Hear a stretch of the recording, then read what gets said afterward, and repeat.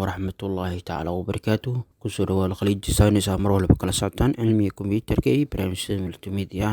Cashirkan wuxuu ku saabsan yahay folder desktop ku saaran ama folderada mid ka mid ah gudaha kugu jira ama banaanka ku yaalaan. Sidee aad ugu xiri kartaa in la furo in la deleedo. labadaas option rabaa qaabka loo sameeyo.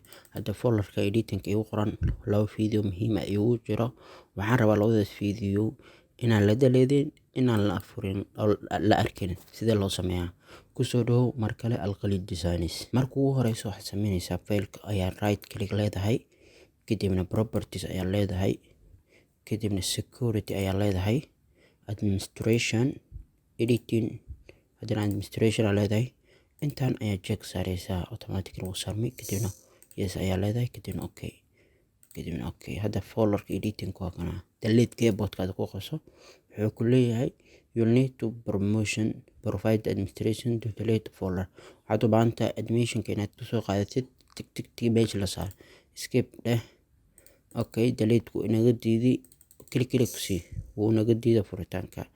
Mar walba sidaas ayaad u sameyn kartaa, ama right click open labadaba wuu diida, ama double click ku si delete daarto dhigi kartaa oo muuskaada isticmaalaysid.